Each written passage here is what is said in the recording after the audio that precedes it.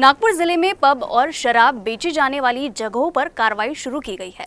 जिलाधिकारी ने पब और बार के संचालकों के साथ बैठक कर उन्हें नियमों की ताकीद कराई है। जिलाधिकारी ने बताया कि ऐसी जगहों के लिए जो नियम तय किए गए हैं उनका पालन नहीं होने पर कड़ी कार्रवाई की जाएगी। ऐसी 7 जगहों पर कार्रवाई किए जाने की जानकारी जिलाधिकारी ने दी है।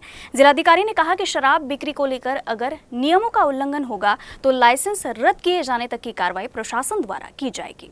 पुणे में जो हादसा हुआ है उसके बाद से शासन और प्रशासन अलर्ट मोड पर है और ख़ासतौर से इस बात को संज्ञान में लिया जा रहा है कि किसी तरीके से नियमों की अवहेलना ना हो।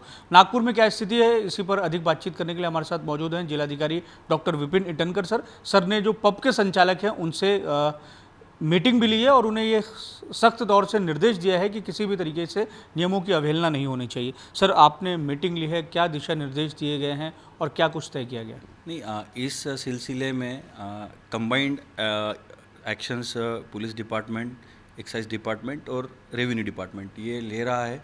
इसमें हमने 2 दिन पहले ही सब पब ओनर की मीटिंग हमने ली है।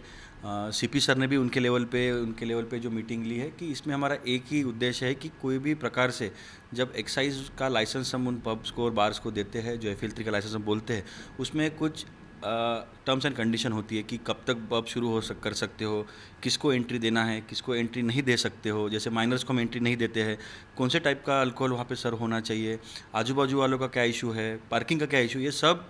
और इसमें मल्टी एजेंसी इन्वॉल्व होती है। जैसे पार्किंग का NMC देखती है, बिल्डिंग परमिशन का NMC देखती है, लाइसेंस के बारे में एक्साइज डिपार्टमेंट देखता है, बाहर के लॉ एंड ऑर्डर का पुलिस देखता है। तो हमने कल उनकी मीटिंग बुला के परसों उनको एक स्टेटमेंट भी दिया है कि आप क्या कर सकते हो और उनका बड़ा बना के फ्लेक्स बाहर भी रखना चाहिए। मेनली हमने ये देखा है कि पब बंद होने के बाद बाहर रश होती है क्योंकि वो लोग जल्दी घर नहीं जाते। हमने उनको बोला कि आप अपने सिक्योरिटी गार्ड पर्सनल रखिए, आप वहाँ के लोकल पुलिस स्टेशन के साथ समन्वय रखिए कि अगर आपको ऐसा कुछ लगता है कि यहाँ पे गड़बड़ होती है तो तुरंत पब वाले should be the first to contact police वाले, ना कि वहाँ के लोग रहने वाले। और हमारा एक ही बेसिक प्रिंसिपल है कि पब चलाते हुए, ये बार चलाते हुए कोई भी प्रकार से वहाँ के आजू बाजू वाले रहने वाले लोगों को तकलीफ नहीं होना चाहिए, वहाँ पे लॉ एंड ऑर्डर का प्रॉब्लम नहीं होना चाहिए, अल्पवयीन जो माइनर्स है उनको वहाँ पे एंट्री नहीं होना चाहिए।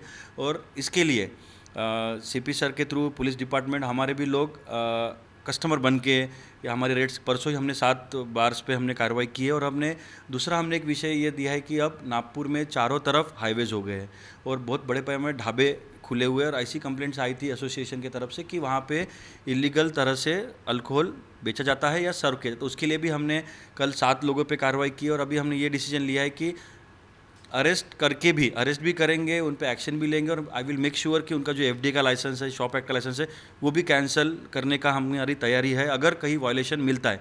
धन्यवाद सर। तो ये थे नागपुर के जिलाधिकारी डॉक्टर विपिन ईटनकर, जो हमें बता रहे थे कि किस तरीके से शराब की बिक्री जहाँ पर होती है वहाँ नियमों का कड़ाई से पालन बेहद ज़रूरी है। जो कड़ाई से पालन नहीं कर रहे हैं उन पर कानूनी कार्रवाई की जाएगी। कैमरामैन मिथुन आत्मने के साथ दिव्येश द्विवेदी, UCN न्यूज़, नागपुर।